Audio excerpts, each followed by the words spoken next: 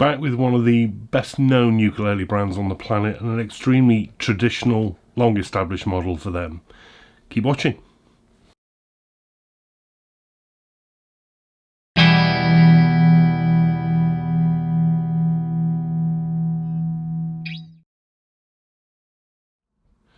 Yeah, it's got a ukulele review day, as always, back with your summary video review as linked below, where you'll get better pictures and scores and things like that. Thanks always to those who've been donating to the channel to help keep it going. It's really appreciated, and it's what makes this channel work.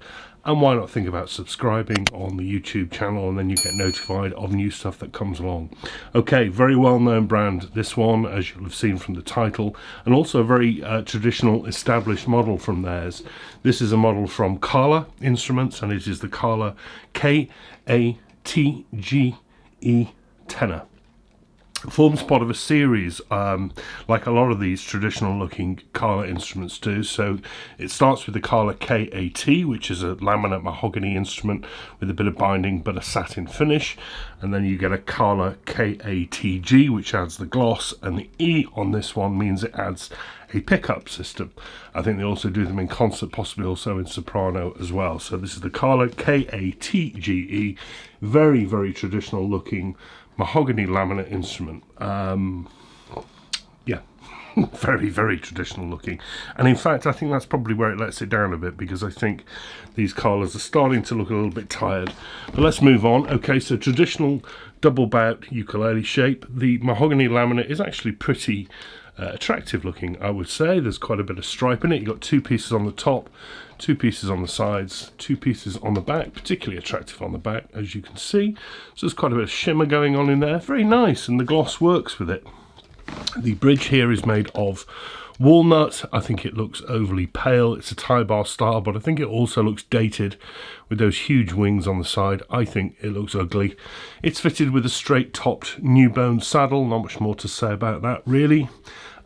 Gloss, as I say, finishing it off. You've got a soundhole rosette there, which is a transfer. The cream binding with some black purfling stripes around the top and the back edge as well, which is all right. The gloss, all right on the whole. Bit of pooling around the soundhole edge, which I think is a little bit ugly. Other than that, though, looking inside, very, very standard. Cross bracing, notch linings, not much to say about what's inside. But what else do you get? You get a strap button on the base, you get this battery compartment for the jack, and you get the side mounted KA active system. People know I don't like these, but you know what, to be honest, who cares? I wouldn't get the electric version, but I suppose if you're starting out and you're a beginner, it will get you going, ready to plug in. I shouldn't be too critical of them, I suppose. I think they just add more wiring and weight than is necessary, more to go wrong, that kind of thing. The neck is made of mahogany. We've got a joint at the heel, which is pretty obvious, and a really ugly joint up here, halfway up, 2/3 of the way up the neck, which I really don't like. I'm struggling to actually show you. There's me saying it's ugly. Yes, it is. Overly rounded. The nut, neck profile at the nut is 34mm for a tenor and 27 from G to A. I've got sopranos with more space than that. So when I say to people who say you have to have a tenor if you got big fingers, not a soprano, nonsense. Here's a tenor that's got less space than many sopranos that I play. That's far too narrow, far too rounded, far too uncomfortable for me. It's topped with a walnut fingerboard. Again, looks really pale. I know they changed to walnut due to the CITES changes, but I wish they'd changed back. This doesn't look right with this wood. It's edge bound in black, and I think that jars against the pale of the walnut. You get 1, 2, 3, 4, 5, 6, 7, 8, 9, 10, 11, 12, 13, 14 frets the body, 15, 16, 17, 18 in total. They are thankfully nicely dressed. KA quality control is always pretty good, to be fair. Outward facing dot markers in pearl at 5, 7, 10 and 12, and they're repeated on the side with small dots too. Beyond the new bone nut, and the setup on this is alright. Typical KA crown-shaped headstock with the KA logo screen printed in gold under the gloss. Unremarkable, kind of a bit boring now. And tuners, sealed, unbranded gears. They're alright, they're not brilliant. It comes fitted with Aquila strings, and like other KAs, you get absolutely nothing else with it. And I think that's really where they're starting to stand out as being a little bit left behind compared to the competition as well. Not least when I tell you that the RRP on these is stupidly high. But street price even, I think, is too high. Laminate tenor with a pickup that you can get 10 a penny from Snail, Flight, you name it. £160 in the UK, $180 in the US. I think that's too much money. I think you get nothing else with it. You don't get a case, you don't get a tuner, you don't get a strap, you don't get a cloth that other brands are throwing in. I think colour are being a little bit left behind, and they need to address that. I think it also looks, dare I say it, yeah, very traditional. I don't dislike the look, but there's so many of these around, and I just think what's differentiating Kala from it? Anyway, it's well built. I can't, as always with Kala, as I say, their quality control is always very good. It's pretty light. What are we? 735 grams. There's weight in that pickup system that I just think is unnecessary. But it's balanced enough. For a bit of fun, let's tune it up with the pickup system on board, and then check it with the strobe tuner.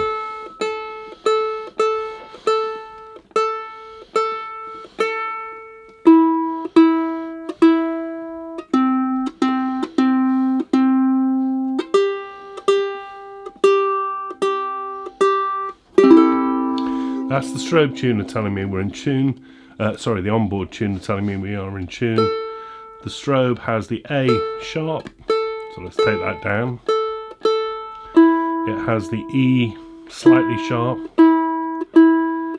so we'll take that down. It has the C slightly sharp. I know this is fun. And it has the G bang on. Now we're in tune. Okay, let's play it. Volume, alright, pretty good. Sustain, alright, pretty good. Neither are stellar, neither are terrible.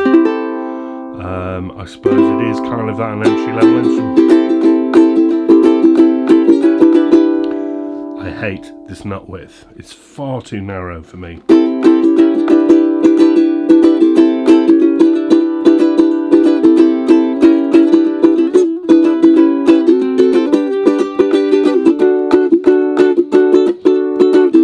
Something's buzzing.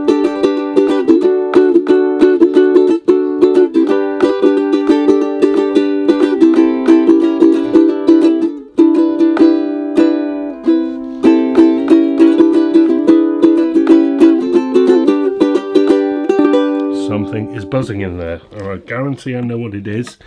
It will be that wire that you can see that looks loose. Something is buzzing. It's not been tied down off. You know when I say I don't like onboard systems? There's a reason. There's one of the reasons why. That buzzing shouldn't be there. It's there. It's putting me off. This nut width is horrible.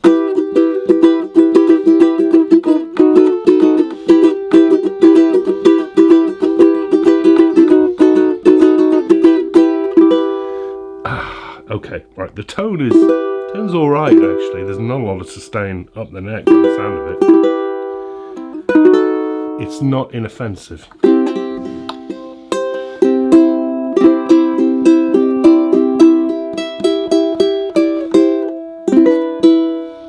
Whoa. Really losing volume up the neck.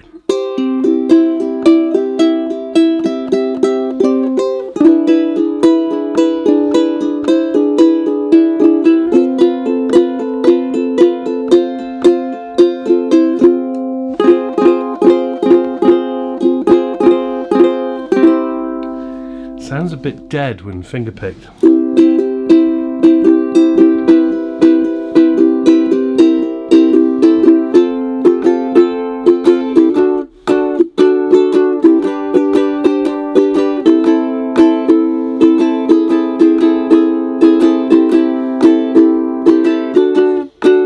There's the buzz again. Oh dear. Okay, there we are. No, it's not a howler of an instrument. It's well made, it's well finished generally. It's buzzing because of the wiring in there that it's tying off, and that annoys me. I think the sound is alright, but only average. I think it's easily beaten by others. And at £160, I think this is starting to look really tired. It's a shame, really, because 10 years ago when I started playing, these were probably around then, and I'd have looked at this and thought this was about a really good option because there weren't a lot of other options about. But it's 2020 now, and there are a lot of other options about, and I think this kind of gets left in the dust a bit. You're not going to go wrong by buying one, but you can get more for less money, I would have thought. The KA-TGE Electro Tenor. Meh. There we are. Back soon. More reviews. I'm getting behind with these. You'll see me quicker than you would imagine, I suspect. Take care, everybody, and enjoy your week. Bye-bye.